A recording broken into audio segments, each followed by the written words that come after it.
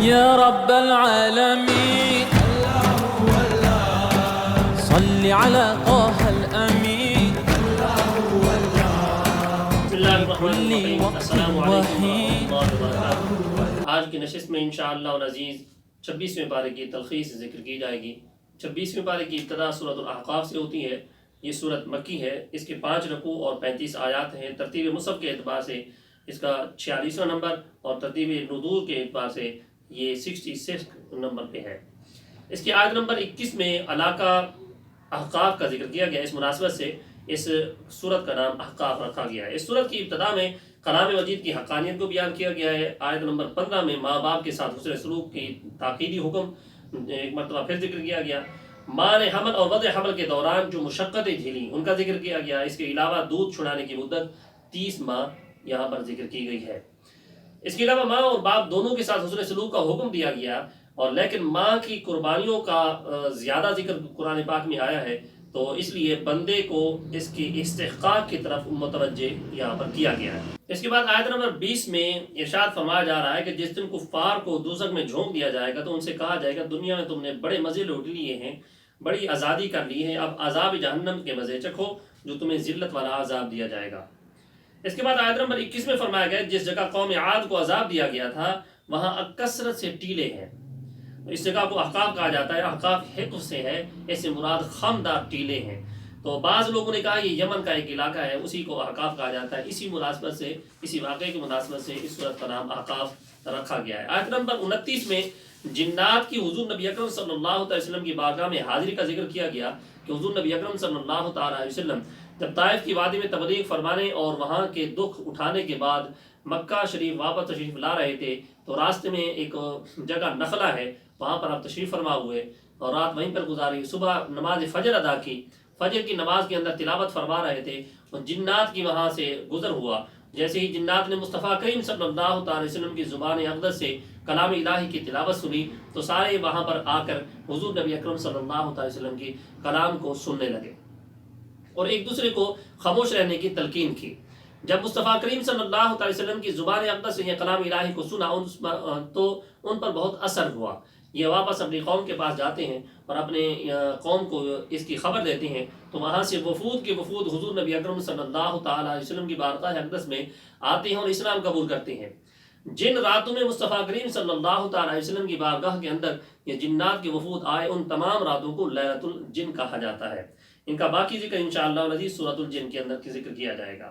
سورہ محمد آگے ہے، یہ مدنی سورت ہے۔ اس کے 4 رکوع 38 آیات ہیں۔ ترتیب مصحف کے اعتبار سے 47ویں، جبکہ ترتیب نزول کے اعتبار سے اس کا نمبر 96 ہے۔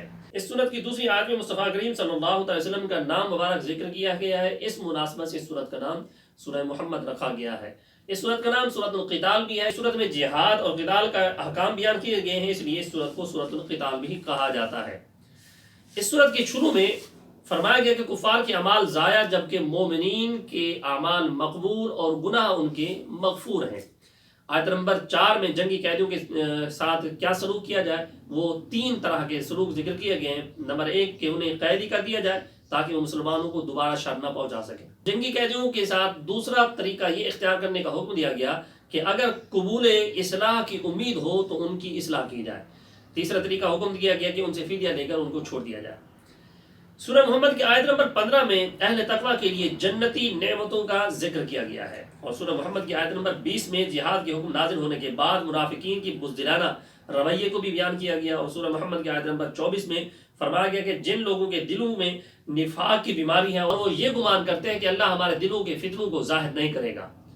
تو حضرت انس رضی اللہ تعالیٰ عنہ ارشاد فرماتے ہیں کہ اس آیت کے بعد کوئی منافق مصطفیٰ کریم صلی اللہ علیہ وسلم سے چھپا نہ رہا، یہاں تک کہ ایک موقع یہ بھی آیا کہ مصطفیٰ کریم صلی اللہ علیہ وسلم نے ایک ایک بندے کا نام لے کر، ایک ایک منافق کا نام لے کر ان کو مسجد سے نکال دیا۔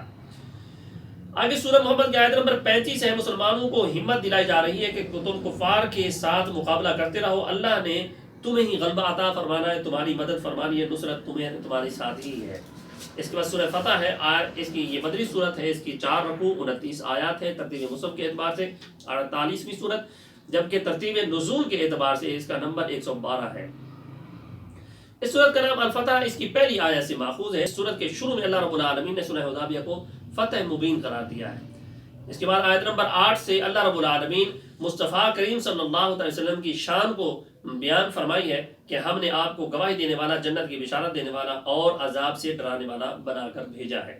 اس کے علاوہ فرمایا گیا کہ اللہ کے رسول کی تعظیم اور توقیر کرو۔ سورہ فتح کی آیت نمبر 10 میں بیت رضوان کے منظر کو بیان کیا گیا ہے کہ رسول اللہ صلی اللہ علیہ وسلم کے ہاتھ کو اللہ رب العالمین نے اپنا ہاتھ قرار دیا ہے، اس لیے آپ صلی اللہ علیہ وسلم کے ہاتھ پر بیعت در حقیقت اللہ ہی کی بیعت ہے۔ آیت نمبر 17 میں اللہ اور اس کے رسول صلی اللہ علیہ وسلم کی اطاعت کرنے والے وہ لوگ جو معذور یا بیمار ہوں ان کو جہاد میں شمولیت کی استثنائی حکم دیا گیا ہے۔ آیت نمبر 18 میں ارشاد فرمایا جا رہا ہے کہ اللہ رب العالمین نے جان نثار صحابہ کرام جنہوں نے حدیبیہ کے مقام پر مصطفیٰ کریم صلی اللہ علیہ وسلم کے ہاتھ مبارک پر بیعت کی تھی، ان کو اپنی رضامندی کی قطعی سند سے نوازا گیا۔ اس موقع پر مصطفیٰ کریم صلی اللہ علیہ وسلم نے صحابہ کرام کو اپنے خواب کے بارے میں بھی بتایا کہ خواب میں نے دیکھا کہ ہم بے خوف و خطر ہو کر بیت اللہ شریف میں داخل ہو رہے ہیں۔ جب حدیبیہ کی شرائط طے پائی گئیں تو کچھ صحابہ کرام کے جذبات کو ٹھیس پہنچی، انہوں نے اپنی قلبی اضطراب کا اظہار بھی کیا، لیکن اللہ رب العالمین نے ارشاد فرمایا کہ اللہ نے اپنے رسول کے حق پر مبنی خواب کو سچ کر دکھایا ہے۔ پھر ایک وقت آیا کہ مشرکین مکہ نے اس صلح حدیبیہ سے خود رجوع کیا، اس کو توڑ دیا، اور 2 سال کے بعد مصطفیٰ کریم صلی اللہ علیہ وسلم نے انہیں پیغام بھیجا کہ وہ معاہدے کی خلاف ورزی کر رہے ہیں۔ اس وقت مشرکین مکہ غرور اور تکبر میں تھے، مصطفیٰ کریم صلی اللہ علیہ وسلم ان لوگوں نے بات نہ مانی۔ پھر مصطفیٰ کریم صلی اللہ علیہ وسلم نے ان کو پیغام بھیجا کہ آپ کا اور ہمارا معاہدہ اب ختم ہو چکا ہے۔ اس کے بعد 8ویں سال 10,000 صحابہ کرام کے ساتھ مصطفیٰ کریم صلی اللہ علیہ وسلم نے مکہ کی طرف پیش قدمی کی۔ اس وقت کفار کا غرور ٹوٹ چکا تھا اور بغیر کسی خون ریزی کے ان کفار مشرکین نے شہر مکہ کو مصطفیٰ کریم صلی اللہ علیہ وسلم کے حوالے کر دیا اور مسلمان بڑی عزت و تکریم کے ساتھ، فتح مبین کے ساتھ مکہ مکرمہ کے اندر داخل ہو گئے۔ اس صورت کے آخر میں صحابہ کرام کی تعریف بھی کی گئی ہے۔ اس کے آگے سورۃ الحجرات ہے، یہ مدنی صورت ہے، اس کے 2 رکوع 8 آیات ہیں، ترتیب مصحف کے اعتبار سے 49ویں صورت، جبکہ ترتیب نزول کے اعتبار سے اس کا نمبر 108 ہے۔ اس صورت کی آیت نمبر 4 میں الحجرات کا ذکر کیا گیا ہے، اس مناسبت سے اس صورت کا نام حجرات رکھا گیا ہے۔ حجرات حجرہ کی جمع ہے جو کمرے کو کہتے ہیں۔ اس صورت میں آپ صلی اللہ علیہ وسلم کی رہائشی حجروں کے پیچھے سے آواز دینے سے منع کیا گیا ہے۔ اس کے بعد سورۃ الحجرات کی شروع میں اللہ رب العالمین نے بارگاہ نبوت میں آداب کو بیان فرمایا ہے کہ آپ صلی اللہ علیہ وسلم کی آواز پر آواز بلند کرنا ادب کے منافی ہے، اور ان کے ساتھ اونچی آواز میں بات کرنا یہ بھی بے ادبی ہے، اور اس سے ساری نیکیاں برباد بھی ہو سکتی ہیں۔ اور آیت نمبر 6 میں ارشاد فرمایا گیا کہ اہم خبروں کی تحقیق اور چھان بین کے بغیر تصدیق کرنے اور بغیر تصدیق ان پر ایکشن لینے کی ممانعت کا ذکر کیا گیا ہے۔ اس صورت کے دوسرے رکوع میں اخلاقیات کی تعلیم دی جا رہی ہے۔ اس کے بعد سورہ قاف ہے، یہ مکی صورت ہے، اس کے 3 رکوع 45 آیات ہیں، ترتیب مصحف کے اعتبار سے 50ویں صورت اور ترتیب نزول کے اعتبار سے اس کا نمبر 34 ہے۔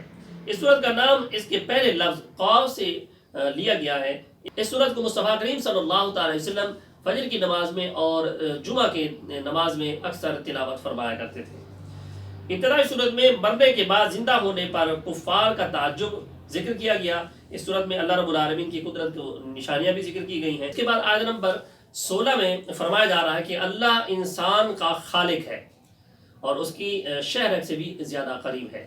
آیت نمبر 30 میں ارشاد فرمایا جا رہا ہے کہ جہنم کی وسعت اور بھوک کے بارے میں بتایا گیا کہ قیامت کے دن اللہ رب العالمین جہنم سے پوچھے گا کیا تیرا پیٹ بھر گیا ہے؟ تو جہنم جواب دے گی، عرض کرے گی کیا کچھ اور زیادہ ہے؟ اس کے بعد سورہ زاریات ہے، یہ مکی صورت ہے، اس 3 رکوع 60 آیات ہیں، ترتیب مصحف کے اعتبار سے اس کا نمبر 51 ہے اور ترتیب نزول کے اعتبار سے اس کا نمبر 67 ہے۔ سورت کا نام پہلے لفظ الزاریات سے لیا گیا ہے۔ اس سورت کے شروع میں ہواؤں، کشتیوں اور فرشتوں کی قسم کھا کھا کر ارشاد فرمایا جا رہا ہے کہ قیامت کا وعدہ سچا ہے، قیامت ضرور آئے گی۔